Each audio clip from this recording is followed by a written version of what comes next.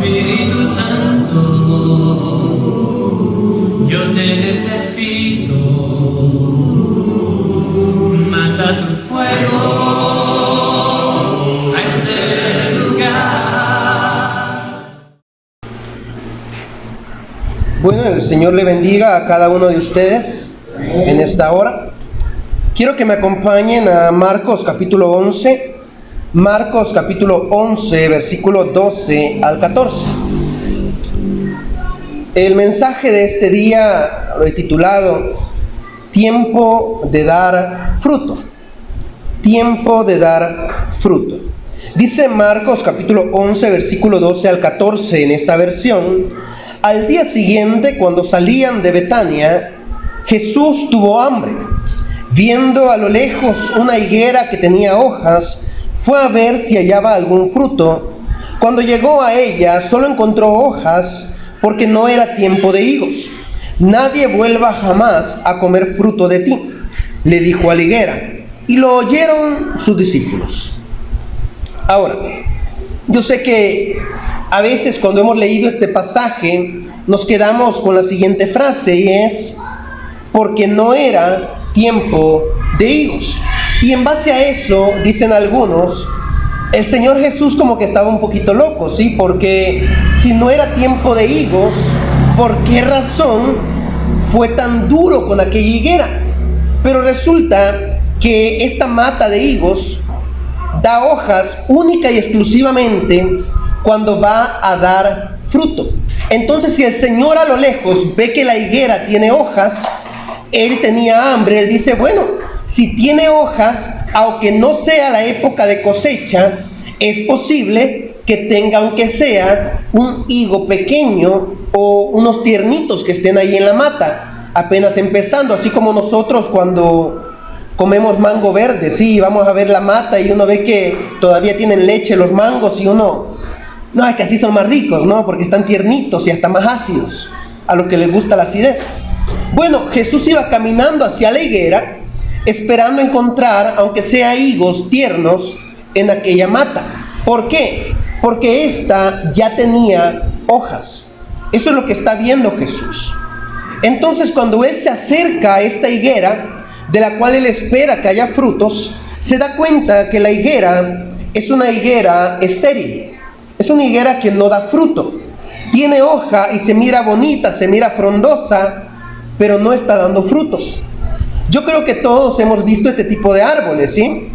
Árboles que uno los ve de repente bien hermosos, bien llenos de hojas, hasta florean cuando van a dar fruto, pero de repente se caen todas las flores y no dio ni un solo fruto. Yo creo que todos hemos visto ese tipo de árboles. ¿Y qué hace uno con ellos? Los corta.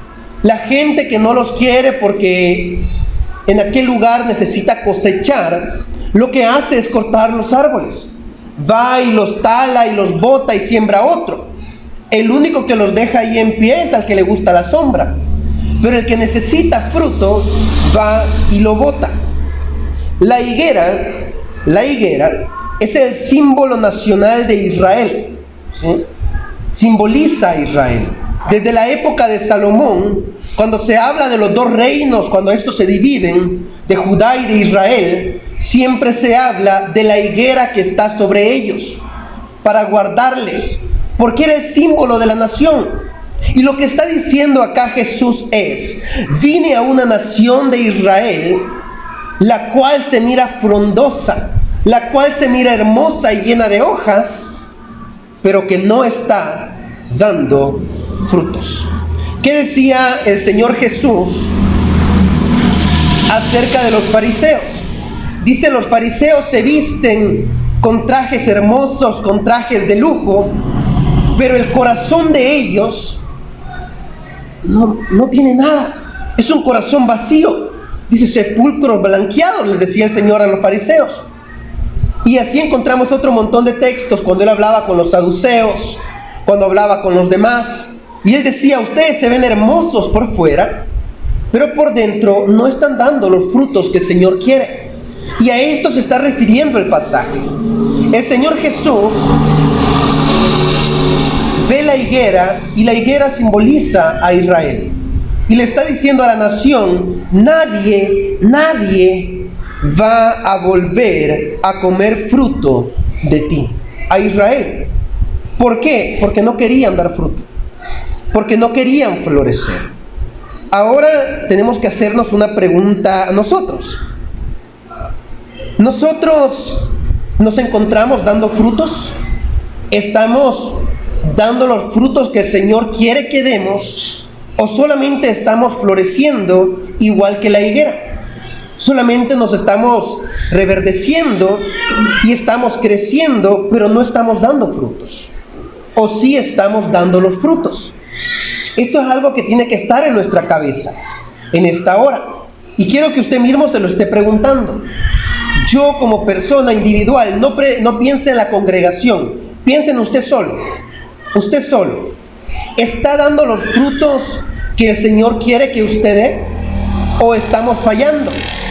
Yo creo que cuando yo me he visto a mí mismo, a veces uno se da cuenta y uno dice, la verdad que siento que podría darle más al Señor. Siento que hay algo en mí que no está dando los frutos que el Señor quiere. Y yo creo que todos hemos pasado por ese momento en el cual nos vemos y decimos, yo creo que podría darle más al Señor y no lo estoy haciendo. Yo creo que estoy trabajando en ser un buen cristiano, pero podría dar más de mí.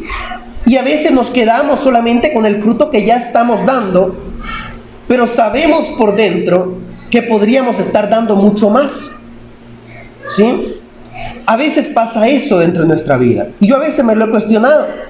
Giovanni, ¿qué tanto fruto le estás dando a Dios? Y a veces veo y digo, creo que podría dar más. Podría esforzarme más. Podría dar mayor fruto para el Señor. Ahora, ¿por qué es tiempo de dar fruto? Primero, porque Dios ya hizo todo de su parte para que nosotros demos el fruto. Esta es la primera respuesta que vamos a dar a esta pregunta. ¿Por qué es tiempo de dar fruto? Porque Dios ya hizo todo de su parte para que nosotros demos fruto. Dice Isaías capítulo 5, versículo 1 al 7. Ahí encontramos un himno, un poema que dice así. Bueno, más que todo es un himno y dice así: cantaré en nombre de mi amigo querido una canción dedicada a su viña. Es decir, el profeta está diciendo cantaré o diré en nombre de Dios algo dedicado a su viña. Mi amigo querido tenía una viña en una ladera fértil. La cavó, la limpió de piedras y la plantó con las mejores cepas. Edificó una torre en medio de ella y además preparó un lagar. Él esperaba que diera buenas uvas, pero acabó dando uvas agrias. Y ahora, hombres de Judá, habitantes de Jerusalén, juzguen entre mi viña y yo. ¿Qué más se podría hacer por mi viña que yo no lo haya hecho? Yo esperaba que diera buenas uvas, ¿por qué dio uvas agrias? Voy a decirles lo que haré con mi viña. Le quitaré su cerco y será destruida. Derribaré su muro y será pisoteada. La dejaré desolada y no será podada ni cultivada. Le crecerán espinos y cardos. Mandaré que las nubes no lluevan sobre ella. La viña del Señor Todopoderoso es el pueblo de Israel. Los hombres de Judá con su huerto preferido, son su huerto preferido. Él esperaba justicia, pero encontró ríos de sangre. Esperaba rectitud, pero encontró gritos de angustia. Este es otro símbolo que tenemos de Israel. Israel tenía el símbolo de la higuera, pero también tenía el símbolo de la viña. Y todos estos símbolos tienen que ver con el dueño de aquellas plantaciones, con el agricultor, con el que está cuidando de esa viña. Entonces Dios siempre se presenta en estas imágenes como el agricultor que está cuidando su tierra y que está cuidando su cultivo. Pero él se da cuenta que por más que él haya trabajado, por más que él haya obrado en aquella viña, la viña no está dando el fruto que él esperaba que diera. ¿Qué palabras son las que dice el Señor? Él hace una pregunta dentro de este himno y dice así: ¿qué más podría hacer por mi viña que yo no haya hecho en ella? En este poema, en este himno, encontramos todo lo que el Señor ha hecho por esa viña. Dice, estaba en una ladera fértil. Es decir, la viña no estaba sembrada en el desierto con poca agua. Estaba en una tierra buena en la cual debería estar dando frutos agradables. Todos sabemos lo que pasa cuando sembramos una matita en una tierra toda árida y toda seca. Por más que a usted le hayan vendido y le hayan dicho, estas fresas son las mejores, son las más dulces. Si usted va y las siembra en una tierra llena de arena, con piedra blanca, piedra caliza, esa no se le va a dar un buen fruto. Usted puede probar ese fruto y se va a dar cuenta que le falta vitamina. Usted se va a dar cuenta que el sabor no es agradable. Y bueno, ni modo, son las fresas que yo he sembrado. Pero si usted va y consigue tierra negra, la abona bien, la cuida bien, esa fresa crece y usted de repente tiene fresas muy dulces, agradables a su paladar. Y dice el Señor, esta viña yo la sembré en una ladera fértil, ahí estaba, en un lugar donde tenía agua, en un lugar donde tenía vitamina, en un lugar donde debería haber crecido y dado el fruto correcto. Pero el Señor no solo la sembró en un lugar fértil, sino que dice, la había limpiado y regado. Le había quitado todas las piedras, ¿no? Para evitar palabras complicadas. Es decir, el Señor no solamente tomó aquella viña y la puso en un lugar fértil, sino que vino y comenzó a limpiar aquel lugar, a quitar las piedras para que la raíz creciera, empezó a ver aquella matita, empezó a cuidarla poco a poco. Si le salía una hoja medio negra, la cortaba, la limpiaba, le cuidaba los gusanitos, que no se le estuvieran comiendo los zompopos. Ahí estaba el Señor cuidando su viña. Y no se cansó de esto, sino que dice, vino y la escogió, la puso aparte de todas las demás viñas. ¿Para qué? Para que las otras viñas no la opacaran cuando crecieran y le permitieran crecer libremente. La puso aparte. Además de esto, dice, le puso una torre en medio. Es decir, como nosotros hacemos cuando va creciendo una mata. Ponemos un palito recto en medio para que la mata crezca hacia arriba y no se nos vaya por todos lados en la tierra, para que no se nos quede ahí tirada, toda sucia. Ahí vamos poniéndole un palito para arriba y para acá para que agarre forma la mata. Dice, el Señor no solamente hizo esto, sino que también hizo un muro alrededor de esa viña. En otras palabras, el Señor se esforzó tanto por cuidarla, por mantenerla viva, y al final le siguió dando frutos agrios. A pesar de todo lo que él había hecho, su viña era una viña que daba fruto silvestre. Y quiero que entendamos algo. El texto de Isaías, en su idioma, jamás dice que la mata, al momento de ser sembrada, fuera una mata de fruto silvestre, ¿sí? El texto no dice eso. El texto nos aclara en su idioma, en el hebreo, que la mata es una mata de fruto agradable, de fruto dulce, pero que por algún motivo al final está dando frutos de una mata silvestre agria. Este es el problema. Sí, ese es el problema. No es que el Señor sembró una fruta que era agria y por eso le dio fruto agrio, sino que en el texto nos dice, esta era una mata dulce y agradable, pero que a pesar de los cuidados, estaba dando fruto agrio. Y ese es un serio problema, porque si usted siembra un palo de mangos y usted ve que todos los mangos le salen engusanados, aunque sea el mango más bueno, usted se preocupa por ese árbol y usted empieza a cuestionarse, bueno, ¿qué fue lo que yo hice mal? Entonces, ¿qué pasó con este árbol? ¿Por qué será que el aguacate está saliendo todo sucio, todo negro? ¿Por qué será que aquí tenemos ese problema, ¿no? Con el palo de marañón. Le sale un marañón y hay que agarrarlo rápido, porque si usted lo deja 2 días, ya se nos chuqueó el... ¿Por qué? Porque tiene cortado un pedazo a un lado que no le permite darle vitaminas a los frutos.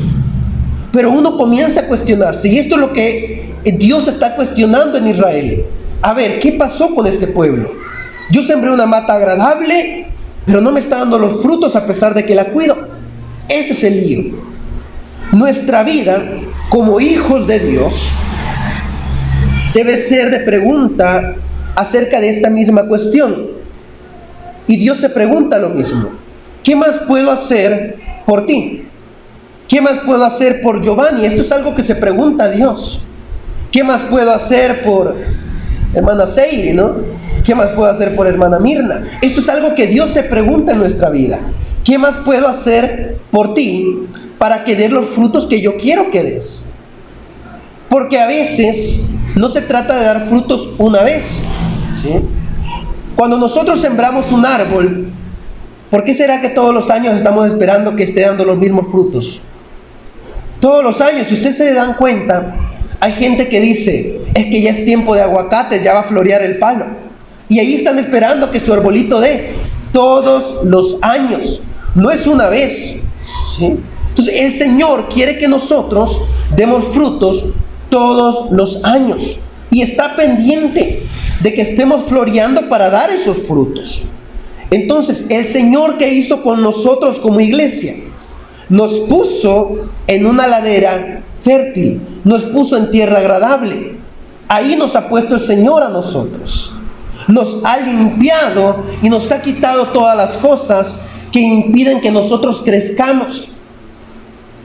Eso es lo que hace el Señor con su sangre, ¿sí? La sangre del Hijo amado limpia aquel lugar donde nosotros somos sembrados y quita todas las piedras. Las piedras podrían ser el pecado que hay en la vida, y las arranca y las quita para que nuestra raíz pueda profundizar, para que podamos llegar y crecer.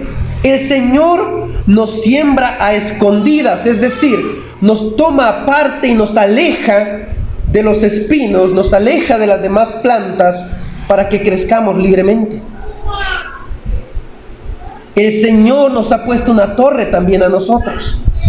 Nos ha puesto los mandamientos y la doctrina de Cristo para que, agarrados en ellos como una torre, podamos crecer alrededor de ella y demos los frutos correctos. El Señor también puso un muro alrededor de nosotros para protegernos de las cosas negativas en la vida. Y ahí estamos nosotros. Otra pregunta: ¿qué fruto espera Dios de mi vida? ¿Qué fruto está esperando el Señor de mí? ¿Cuál es el fruto dulce que quiere el Señor que yo dé? Dice Lucas capítulo 3, versículos 7 al 8. Así, Lucas capítulo 3, versículos 7 al 8.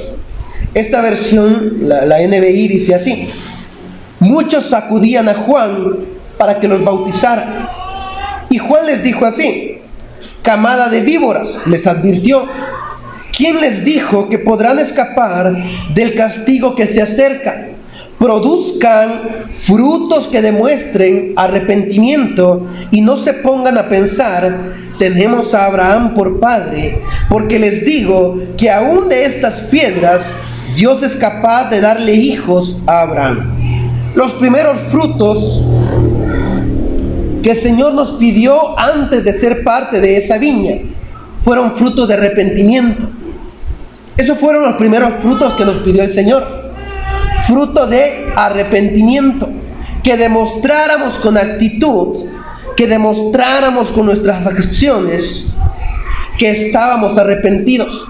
La palabra que tenemos en este texto de Lucas es metanoia, que significa cambio en la forma de pensar.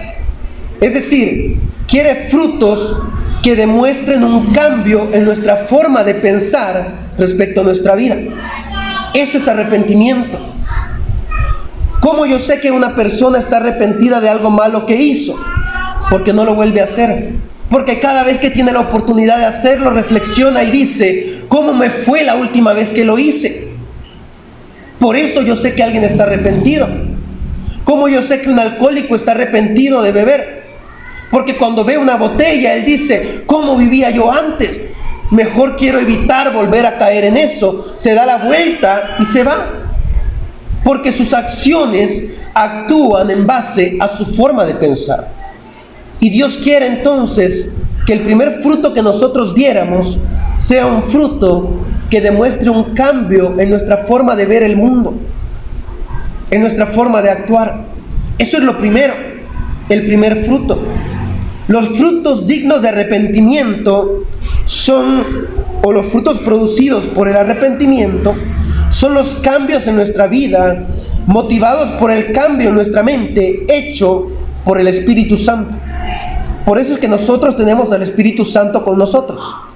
¿Para qué? Para que cuando yo quiera cometer errores, el Espíritu Santo es el que me susurra en el oído y me dice, eso no está bien, ¿sí? Si usted alguna vez ha escuchado la vocecita en su cabeza, dele gracias a Dios, que esa vocecita lo está alejando de las cosas malas.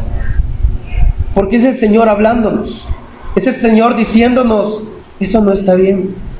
Hay momentos en los cuales nosotros empezamos a analizar la vida y nos damos cuenta que hay cosas que no nos van a ser de provecho. Y comenzamos a decir, no, esto no vale la pena hacerlo. No vale la pena. Cuando yo voy manejando por la carretera, a veces me pregunto, ¿vale la pena ir a 120 para llegar antes a la casa? Y de repente uno ve un accidente adelante y uno baja la velocidad y dice, no, no vale la pena, ¿no? Y uno comienza a meter el freno como que, mejor no, mejor evito. Gracias a Dios, cada vez que salgo de la universidad en San Salvador, veo el teléfono y veo el Facebook y veo un accidente de tránsito ahí en la noticia y digo, vamos a ir despacito, ¿sí? No vale la pena. A veces el Señor nos hace lo mismo con nuestros pecados. ¿Vale la pena hacer esto o no vale la pena? Y Él dice, no vale la pena. Ahora, si mi forma de pensar no ha cambiado, yo digo, ¿qué más da? ¿Qué más da? Y vuelvo y lo hago. Pero cuando hay un cambio de pensamiento, el Señor me dice a mí, no vale la pena. Y yo acepto esa palabra y la hago mía y digo, verdaderamente no vale la pena. Y dejo de actuar de cierta forma. El primer fruto es fruto de arrepentimiento. Los otros frutos que el Señor quiere, Gálatas 5, 22 al 23. Texto muy conocido por nosotros. Mas los frutos del Espíritu son amor, gozo, paz, paciencia, benignidad, bondad, fe, mansedumbre, templanza. Ante estas cosas, dice Pablo, no hay ley. Nadie le va a imponer a usted que ame a otro. Nadie le va a negar a usted que ame a otro. Nadie le va a negar a usted que sea bondadoso con alguien, pero tampoco nadie se lo va a imponer. Dice Pablo, contra esto no hay ley. Nadie se lo obliga. Esto es un fruto que nace del Espíritu. Esto nadie le va a obligar al hermano Víctor un día, hermano, usted tiene que amar al hermano Juancito, ¿no? No, ese es un fruto que nace. Es algo que crece en usted. Yo no le voy a decir al hermano Amílcar, usted tiene que tener fe. No, ese es un fruto que nace en el corazón del hermano Amílcar. ¿Por qué? Porque dice Pablo, estos son los frutos del Espíritu. Nadie nos va a obligar a tenerlos. ¿Qué es lo que va a hacer que esto crezca en mí? Sencillo. El hecho de que yo esté aprovechando la torre que el Señor ha puesto en medio de mí, que es la doctrina de Cristo, para que yo crezca en ella y me enrede en esa doctrina. Y para que yo vea los muros alrededor de mi viña, de lo que yo soy, y no busque cómo escapar de ahí. Mientras yo permanezca confiado en que el Señor sí me ha cuidado, yo sí voy a poder dar estos frutos. El amor es para Dios y sus prójimos. El gozo es medido en medio de las pruebas. La paz es de la que dependemos completamente de Dios. La paciencia es que sepamos esperar en Él. La benignidad y la bondad es la que no nos daña, ¿sí? Es la que no nos daña. Usted no va a ser dañado por ser bondadoso con su hermano. Usted no va a ser dañado por eso. El Señor no nos daña a nosotros cuando Él es bueno con nosotros. Eso es lo que nos hace dar frutos. Ser llenos de la fe significa que Dios puede hacer maravillas a través de nosotros. Ser mansos significa que no perdamos el control de nuestras acciones. Y ser llenos de templanza significa que sepamos decir que no. Que sepamos cuándo rechazar algo. Cuando sabemos tener carácter. Cuando sabemos mantenernos en nuestra postura y decir, no, yo soy hijo de Dios y por ende no voy a participar de esto. Y por ende no voy a actuar en base a esto. Eso son los frutos que el Señor espera. Lo tercero, ¿qué tengo que hacer? Entonces yo, ya ahora que sé qué es lo que el Señor espera de mis frutos, ¿qué tengo que hacer para poder darle ese fruto a Dios? Dice Juan capítulo 15, versículo 4 al 5. Juan capítulo 15, versículo 4 al 5 dice así: permanezcan en mí y yo permaneceré en ustedes. Así como ninguna rama puede dar fruto por sí misma, sino que tiene que permanecer en la vid, así tampoco ustedes pueden dar fruto si no permanecen en mí. Vea lo fácil que es dar fruto al Señor. ¿Qué es lo único que Él nos pide? Permanece en mí. Eso es lo único que Dios nos pide a nosotros. No hay otra forma de dar fruto. De moda ha estado durante muchos años y a cada rato se predica en contra de eso. Esta famosa teología de la prosperidad. Si usted quiere dar fruto, hermano, traiga grandes ofrendas al altar. Y dice Dios, la única cosa que tú necesitas para dar fruto es permanecer en mí. Nada más. No hay otra cosa. Hermano, usted para dar fruto tiene que darle dádivas a toda la gente y darle ofrenda a todo. Dice el Señor, no. Para dar fruto tienes que permanecer en mí. ¿Por qué? Porque hay gente que regala comida, regala dinero y lo hace sin amor. Y dice Dios, tú necesitas permanecer en mí. Porque cuando tú hagas una buena acción, entonces la vas a hacer con amor. Pero si solo lo haces por hacerlo, no tienes amor. No tienes amor. Y el Señor quiere que nosotros demos frutos. Y sigue diciendo el versículo 5 de del libro de Juan, del Evangelio de Juan. Yo soy la vid y ustedes son las ramas. El que permanece en mí, como yo en él, dará mucho fruto. Separados de mí, no pueden ustedes hacer nada. Entonces, ¿qué tengo que tener yo claro? Primero, que Dios es la vid y nosotros somos los pámpanos. Y que nosotros no podemos dar frutos sin el Señor. Esto tiene que estar claro en nosotros.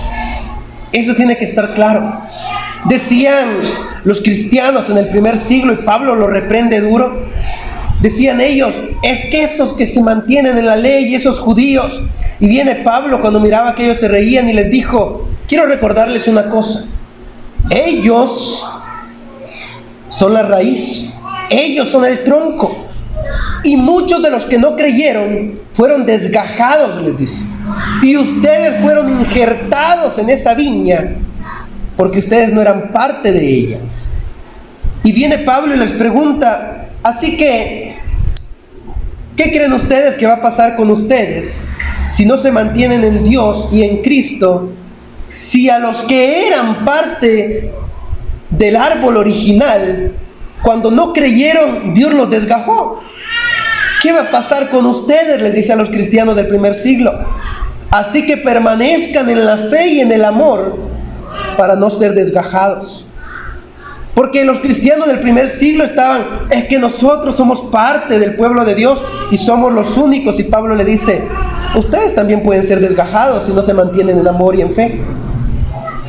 Entonces, ¿qué es lo primero que tengo que entender? Que yo no soy el tronco de esa viña, que el tronco es Cristo y que yo solamente soy una rama que tiene que estar recibiendo la leche de parte de Dios para poder dar fruto, que recibe la savia de parte de Dios para poder dar fruto.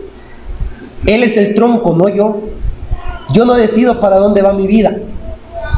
El día que yo entienda eso, va a ser el día en que yo comience a dar frutos como los que Dios realmente necesita. Porque yo necesito de Dios. Segundo, un pámpano separado de la vid no produce nada. Si yo, y he escuchado esto muy seguido y creo que ustedes también, hermano, yo no necesito ir a la iglesia, si a Dios lo puedo adorar en la casa, hermano.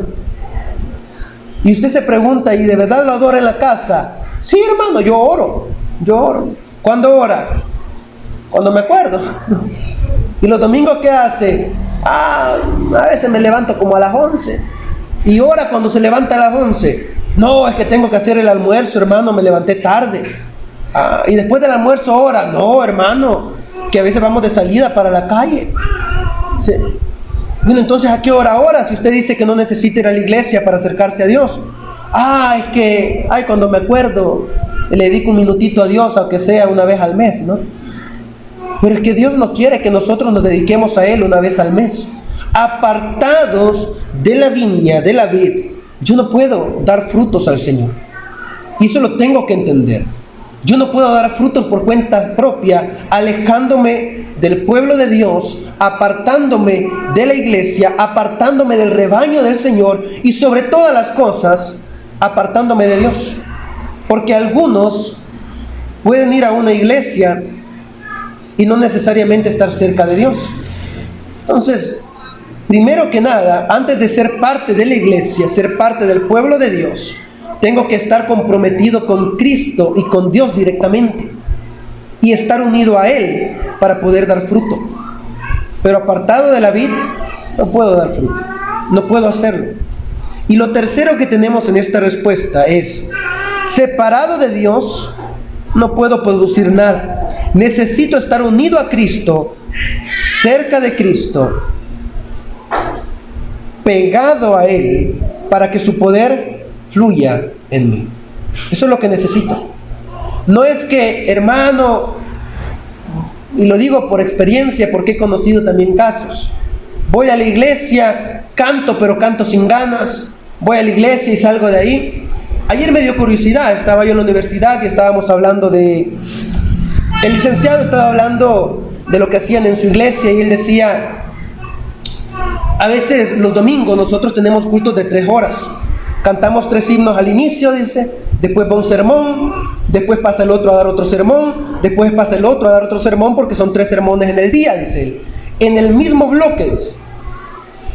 Y dice una hermana rápido, una compañera, uy, qué aburrido sin instrumento, dice, solo. Y yo me quedé así, y él dice, no, si alabanzas cantamos, le dice él, cantamos a capela, le dice, todo el rato a capela, y en medio de las prédicas siempre se para alguno a cantar, porque es el que pide la palabra para cantar, dice. Pero la actitud de ella me dio un poquito como de, porque dice, uy, qué aburrido, dice.